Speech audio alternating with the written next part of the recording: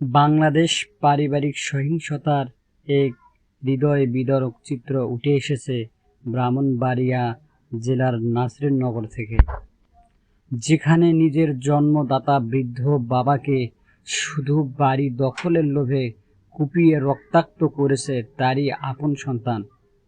ঘটনাটি নাড়া দিয়েছে স্থানীয় এলাকাবাসীকে, প্রশ্ন তুলেছে মানবতা কোথায় হারিয়ে গেল। ঘটনাটি ঘটেছে ব্রাহ্মণবাড়িয়ার নাসিরনগর উপজেলার চাপড়তলা ইউনিয়নের তারাউল গ্রামে সোমবার ২৮শে জুলাই বিকেলের ঘটনার সূত্রপাত।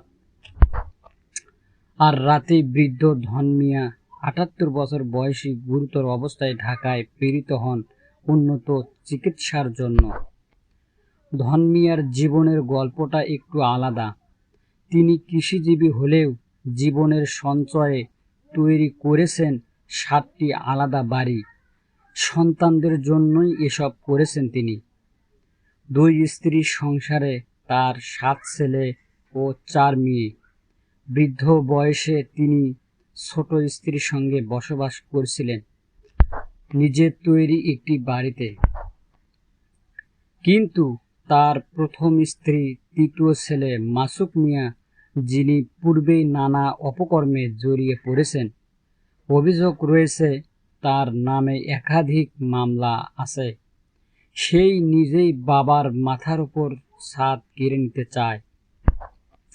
বাড়ির মালিকানা নিয়ে শুরু হয় তর্কাতর্কি, আর তার পরিণতিতে ঘটে মর্মান্তিক হামলা। এই ঘটনার দিন বিকালে স্থানীয় মসজিদের সামনে মাসুক মিয়া তার বৃদ্ধ বাবার ওপর চড়াও হয়। এলোপাতাড়ি কোপানোর এক পর্যায়ে হাত পা ভেঙে দেয়, এমনকি কেটে ফেলে পায়ের রগও। ধন মিয়া তখন ভয়ে চিৎকার করলেও কেউ এগিয়ে আসতে সাহস পায়নি। কিন্তু শেষমেশ ছোট স্ত্রীর ছেলেরা ও স্থানীয়রা এগিয়ে এসে উদ্ধার করে নিয়ে যায় হাসপাতালে। চিকিৎসাধীন অবস্থায় ধন মিয়া বলেন, আমি সব ছেলেকেই একটি করে বাড়ি দিয়েছি। মাসুক মিয়াকেও তার বাড়ি দেওয়া হলেও সে সেটায় না থেকে আমার বাড়ির অর্ধেক দখল নিয়েছে। এখন সে পুরো বাড়ি চায়। এটা নিয়ে কথা বলতে গিয়েই এমন করলো সে। আমি ভাবিনি আমার নিজের ছেলে এমন করবে। ধন মিয়ার কণ্ঠে কষ্ট, হতাশা আর নিঃশব্দতার সুর স্পষ্ট।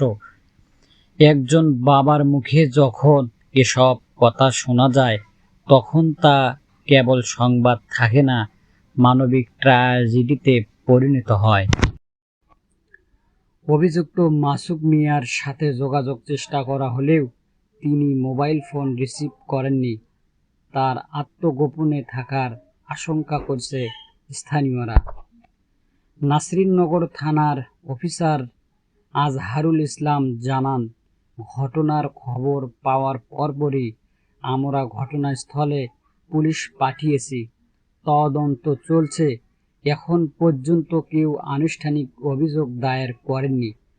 তবে আমরা পরিস্থিতি নিবিড়ভাবে পর্যবেক্ষণ করছি। এই ঘটনায় হতবাক এলাকার মানুষ। কেউ কেউ বলছেন, বাবা মানেই ছায়া, বাবা মানেই আশ্রয়। সেই ছায়াকে আজ তারই রক্তের ফোঁটা ছেলেই খুন করার মতো চেষ্টা করল। এ কেমন সমাজ দাঁড় করাচ্ছি আমরা? বাড়ি জমির লোভ, পারিবারিক ভাঙন আর মানবিক মূল্যবোধের অবক্ষয় এই ঘটনার মধ্য দিয়ে স্পষ্ট হয়ে উঠে এসেছে। এই ঘটনার মাধ্যমে আমরা শুধু একটি পরিবারের দুঃখজনক গল্পই জানলাম সমাজের লোভ কিভাবে সম্পর্ক ও রক্তের বাঁধন ধ্বংস করতে পারে। এই সমাজে মানবিকতা ফিরে আসুক, পরিবারের আস্থা, ভালোবাসা আর সম্মানের চর্চা বাড়ুক, এই প্রত্যাশা আমাদের সকলের।